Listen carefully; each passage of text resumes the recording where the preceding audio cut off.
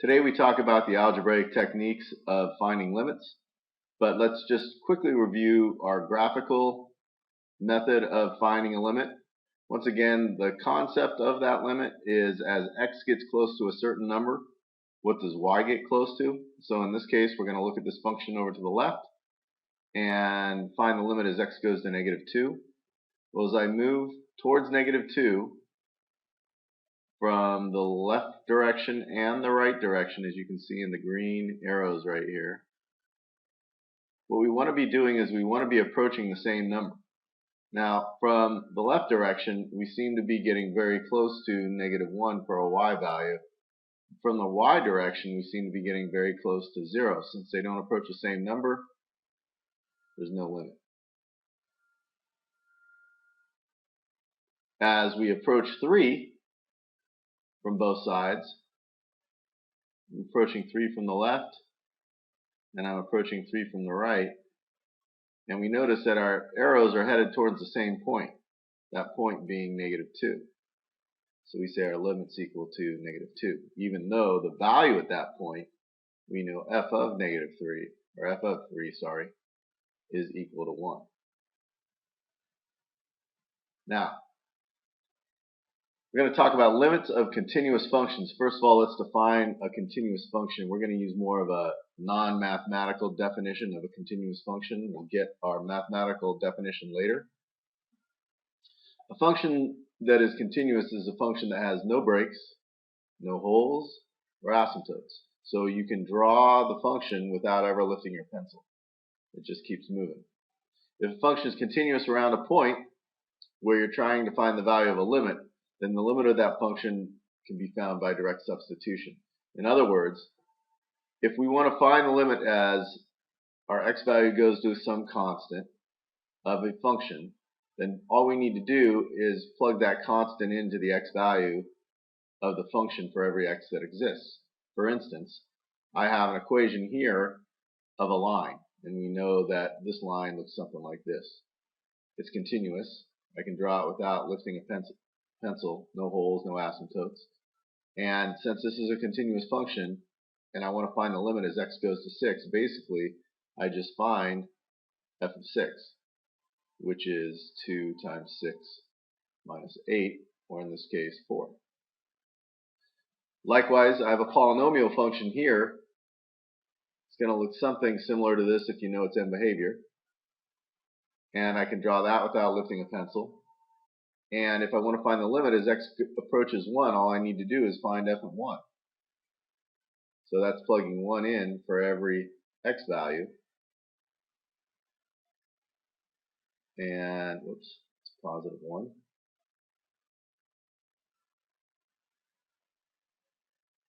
And if I grind all this out, I get 1 minus 2 plus 5 minus 10, which gives me a total of -1, positive 4, -6. So limits can be as easy as direct substitution, just finding f of c, but they may get more complicated as well. Let's take a look at this problem. Now, I don't want to necessarily have to graph this to be able to find the limit if possible. What I'm looking at, clearly this is probably not a continuous function. In fact, let's just graph it for kicks and talk about some pieces of it. At 2, I get a graph that looks similar to this here with an open circle. And then I have a value at 2 and another value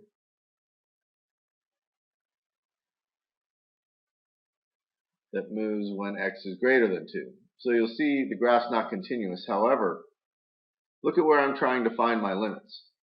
Where this graph is discontinuous, in other words, where it breaks, is all at the point 2. At every other point, the portion of the graph is continuous. So within that region, those graphs are continuous. And I'm trying to find the limit as x approaches 3. Well, x approaches 3 is in this limit here, or in this interval. So really, all I have to do is find the value of the graph at 3 in this region, and I'll find the limit, since it's continuous from 2 over. So if I find f of 3, that's just equal to 3 squared plus 5 or 14. When I want to find f of -5 lands somewhere over here, and I know that's in this region. And all I need to do is find f of -5 to find the limit. F of -5 is going to be 9 in this case. So again, even though this function was not continuous, it was continuous at the point where we're trying to find the limit. So we don't know a lot about this function right here, in that it's got a root on the bottom, it's got polynomial on top. However, we do know that this function will be undefined somewhere because we've got a radical in the denominator, and also anytime your denominator is equal to 0, there's a problem. But the big thing we need to concern ourselves about is this radical.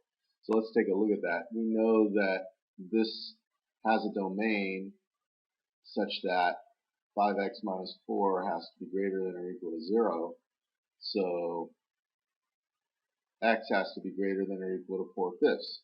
And as our limit states, x is greater than or equal to 4/5. It's equal to 1. So this function is going to be defined at 1, which means all we need to do then is basically plug in 1 for our x values. So in doing that, if I take the limit as x goes to 1 of this function, that's 1 cubed minus 2 times 1 minus 1 cubed all over square root of 5 times 1 minus 4. I end up with -8 over 1, which is -8. In this next function, again, we need to see that it is defined at -1. So let's just plug that in. I've got -1 squared minus 4 times -1 plus 2. Take the limit as x goes to -1 on that. We end up with 1 plus 4 plus 2, which in this case is equal to the square root of 7. So those are both. Now, when we have limits at undefined values, in other words, we're trying to find a limit at a hole or at an asymptote or some place like in a piecewise function where the graph breaks, we've got to take some things into consideration. When that x value is not in the domain of the function, that's that undefined value, you've got to simplify the function and determine if that undefined value is a hole. And if it is a hole, then we have to say what x is getting close to, which would be that whole value. So for instance, here's a function. If I were to graph it, I know I'd want to factor the numerator. And we notice that x plus 2 reduces, which means I have a hole at -2. But if I have a hole at -2, that means the function is undefined at -2, but the limit will remain the same because this function reduces to x minus 2. I'll have a hole at -2 and -4. And you'll notice as I move to the left and move to the right of -2, which is where I'm trying to find my limit, my function actually approaches the hole's value of -4. So we say the limit as x approaches -2 of this function is -4. And we did that once again by factoring and reducing and finding out where that hole was. Let's take a look at this problem. we look at what we're approaching in order to find our limit, and that's -3. If I take -3 and square it and subtract 9, my denominator is undefined, which means hopefully this will reduce, because otherwise I'm approaching an undefined value for my limit. Let's try to factor. We notice in the numerator we have x minus 11 and x plus 3, and our denominator is x minus 3 and x plus 3. Factors of x plus 3 reduce, which means our function is now x minus 11 over x minus 3. We're trying to find the limit as x approaches -3. We know there's a hole at x equals -3, and if I want to find out where the graph of this function, and keep in mind this is going to be some kind of a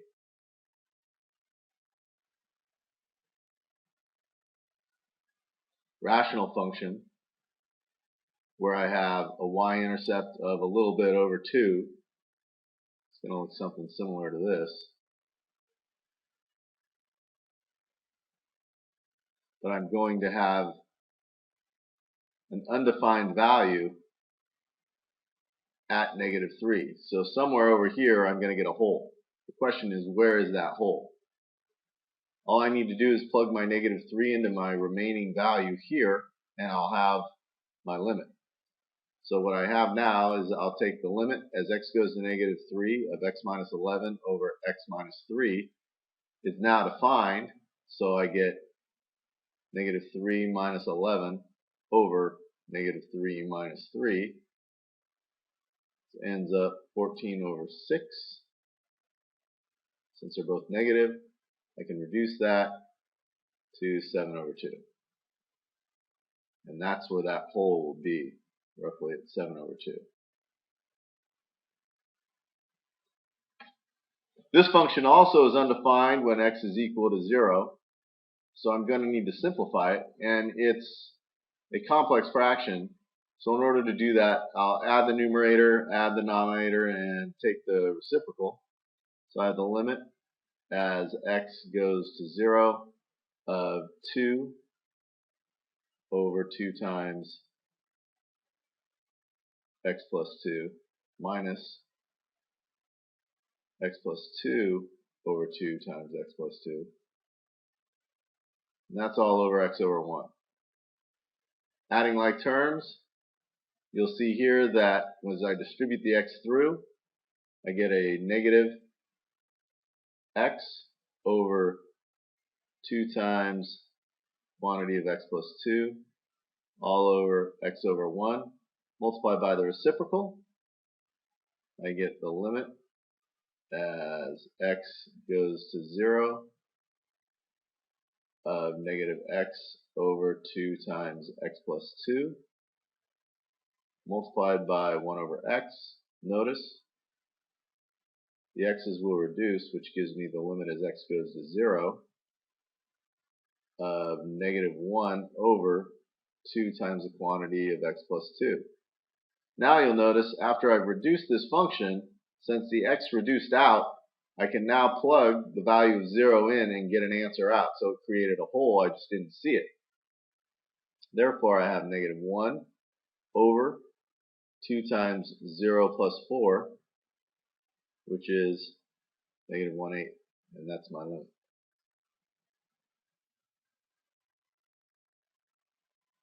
This problem is the trickiest of them all.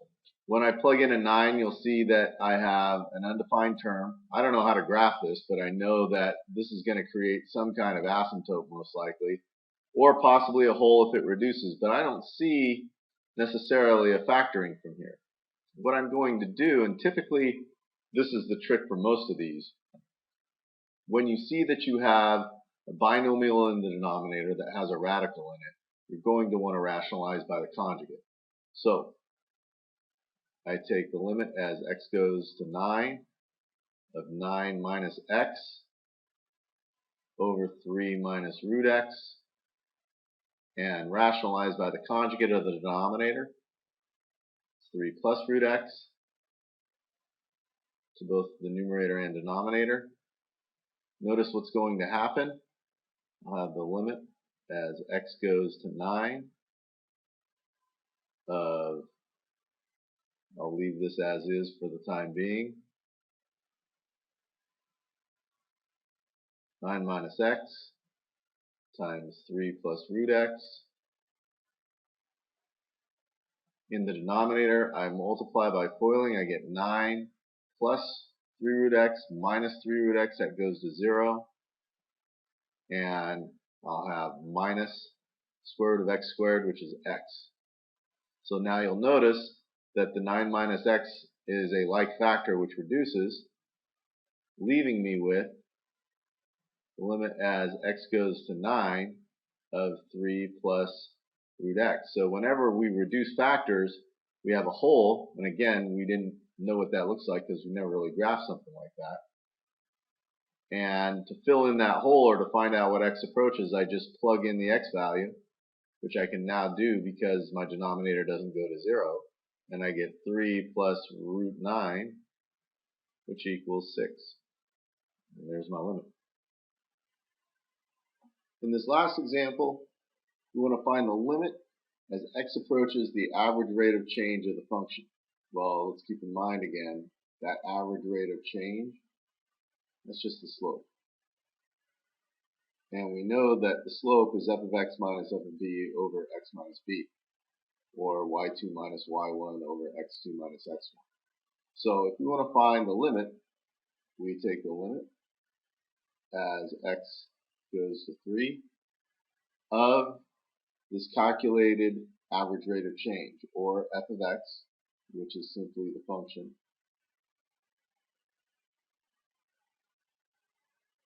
minus f of 3 in this case, which when I plug 3 back into the original function over here, I end up with a negative 16. And so I go minus negative 16 all over x minus 3 in this case. So I have a limit as x goes to 3 of negative 2x squared minus x plus 21 over x minus 3. This is going to take some factoring. So I'll take and say that's the limit as x goes to 3. Pull out the negative 2x squared plus x minus 21 over x minus 3. Factor again, limit as x goes to 3, negative 2x and x, 7 and a 3. I need the positive x value, so this has got to be positive, that's negative, or x minus 3. These x minus 3's reduce, so now I'm just left with the limit as x goes to 3 of opposite of 2x plus 7, which now everything is defined since my x minus 3 goes away, and I have basically negative 2, or the negative 2 times 3 plus 7, which is negative 13. And that's all we have for today. Fill out your summary form, do your My Math Lab, and we'll discuss this more tomorrow.